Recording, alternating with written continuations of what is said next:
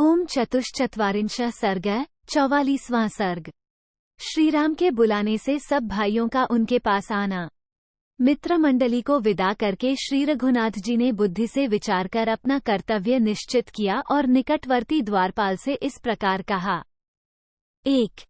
तुम जाकर शीघ्र ही महाभाग भरत, सुमित्रा कुमार शुभलक्षण लक्ष्मण तथा अपराजित वीर शत्रुघ्न को भी यहाँ बुला लाओ। 2। श्री रामचंद्र जी का यह आदेश सुनकर द्वारपाल ने मस्तक पर अंजलि बांधकर उन्हें प्रणाम किया और लक्ष्मण के घर जाकर बेरोक टोक उसके भीतर प्रवेश किया। 3।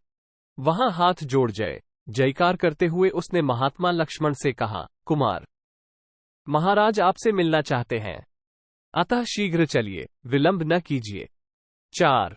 तब सुमित्रा कुमार लक्ष्मण ने बहुत अच्छा कहकर श्री रामचंद्र जी के आदेश को शिरोधार्य किया और तत्काल रथ पर बैठकर वे श्री रघुनाथ जी के महल की ओर तीव्र गति से चले। 5। लक्ष्मण को जाते देख द्वारपाल भरत के पास गया और उन्हें हाथ जोड़ वहां जयकार करके विनीत भाव से बोला, प्रभो महाराज आपसे मिलना चाहते हैं। 6:1/2। श्रीराम के भेजे हुए द्वारपाल के मुख से यह बात सुनकर महाबली भरत तुरंत अपने आसन से उठ खड़े हुए और पैदल ही चल दिए। 7:1/2। भरत को जाते देख द्वारपाल बड़ी उतावली के साथ शत्रुघ्न के भवन में गया और हाथ जोड़कर बोला। 8:1/2। रघुश्रेष्ठ आइए, चलिए, राजा श्रीराम आपको देखना चाहते हैं। श्री लक्ष्मण जी और महायशस्वी भरत जी पहले ही जा चुके हैं। 9:1/2। द्वारपाल की बात सुनकर शत्रुघ्न अपने उत्तम आसन से उठे और धरती पर माथा टेककर मन श्रीराम की वंदना करके तुरंत उनके निवास स्थान की ओर चल दिए। 10:1/2। द्वारपाल ने आकर श्रीराम से हाथ जोड़कर निवेदन किया कि प्रभो आपके सभी भाई द्वार पर उपस्थित हैं।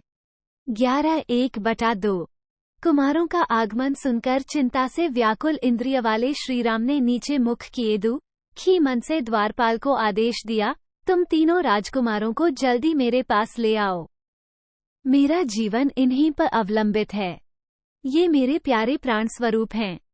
12:13:1/2। महाराज की आज्ञा पाकर वे श्वेत वस्त्रधारी कुमार सिर झुकाए हाथ जोड़े एकाग्रचित हो भवन के भीतर गए। 14:1/2। उन्होंने श्रीराम का मुख इस तरह उदास देखा मानो चंद्रमा पर ग्रह लग गया हो। वह संध्याकाल के सूर्य की भांति प्रभाशून्य हो रहा था। 15:1/2। उन्होंने बारंबार देखा बुद्धिमान श्रीराम के दोनों नेत्रों में आंसू भर आए थे और उनके मुखारविंद की शोभा छिन गई थी। 16। तदनंतर उन तीनों भाइयों ने तुरंत श्रीराम के चरणों में मस्तक रखकर प्रणाम किया।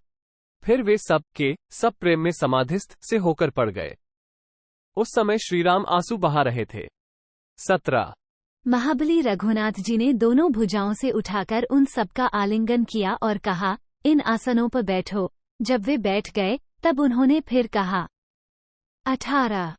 राजकुमारों तुम लोग मेरे सर्वस्व हो, तुम ही मेरे जीवन हो और तुम्हारे द्वारा संपादित इस राज्य का मैं पालन करता हूँ।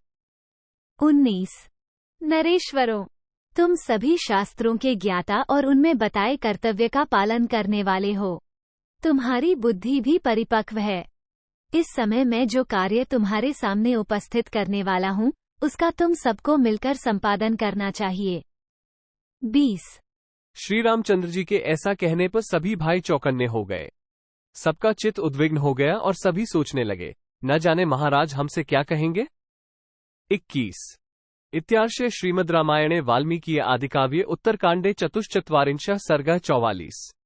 इस प्रकार श्री वाल्मीकि निर्मित आश्रामायण आदिकाव्य के उत्तरकांड में 44वां सर्ग पूरा हुआ। 44।